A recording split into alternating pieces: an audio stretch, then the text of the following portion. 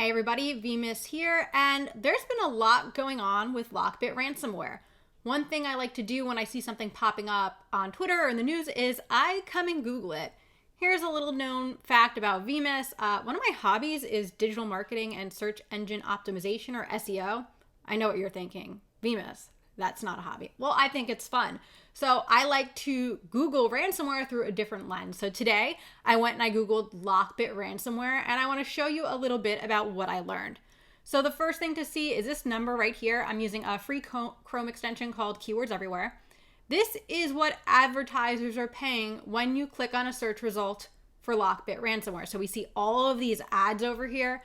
That's what they're going to pay to make you click. There's a whole big thing under the scene about ads. But if you look at some of these ads, you can see what people are bidding on, right? Because they're bidding on this term. When you Google LockBit Ransomware, they want you to click. Just something to keep in mind as you look at these results. And then we got the news stories, which there's obviously something going on. LockBit claims to have breached the Italian revenue agency. Now, I look at this and I go, wow, that's a little ballsy. You're going after a government agency. That's super, super illegal, right? But think about it. At the end of the day, LockBit wants to get paid. So what better to do than target innocent bystanders? I would think that the data they took from the Italian revenue agency has a lot of sensitive data about Italian citizens, and maybe they would be more likely to pay because they don't want that getting out there, right? And then they're going to have to clean up that mess, and it's honestly just going to impact a lot of people. So that's kind of super devious to me. There's also a small Canadian town that also got hit by LockBit. So there's lots of great news there. I actually wrote a post with some of my thoughts on this. You can find the link in the comments, and I linked to some of these really good posts because some people have some really interesting things they found about this, including like what LockBit says they have and all that kind of stuff. Now, I've been following LockBit Ransomware since February because the FBI basically released an FBI flash saying, hey, here's LockBit Ransomware, and here's what they're doing. Now, this is all based on LockBit 2, and last month, I think it was LockBit 3 came out. And they added a bug bounty program for their ransomware. Like, how crazy is that? These ransomware operations are more sophisticated than a lot of companies I've worked for, right? They're, hey, go find our bugs and we'll pay you whatever.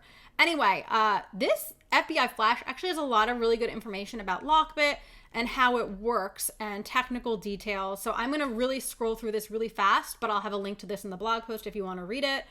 And if we come down here, I think we're going to see recommended mitigation. So this is my favorite part. I also recently published a piece on ransomware defense tips, and I'm just going to focus on the top 3 right here. So require all accounts to have strong, unique passwords. Yeah, that's important. Require multi-factor authentication. Super important. And keep operating systems and software up to date.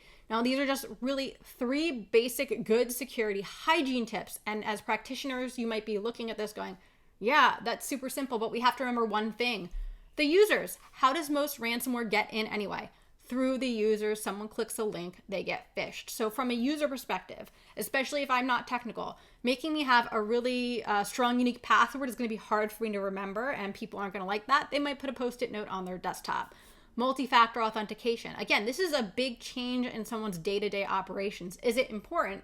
Absolutely. But you're going to see a lot of resistance probably from users, and a ton of help desk calls when you implement it, right? So that's something to think about too. And of course, keep operating systems and software up to date. That's something we all know we should do, but can be difficult due to change windows, testing patches, and all that kind of stuff. So really, these recommended mitigations are not LockBit specific. They're just general security hygiene, right? So there's a lot of really basic things that we can start implementing in our environments to help protect us against the ransomware threat. Stay tuned for more information on hot ransomware trends, and don't forget to subscribe and like this video.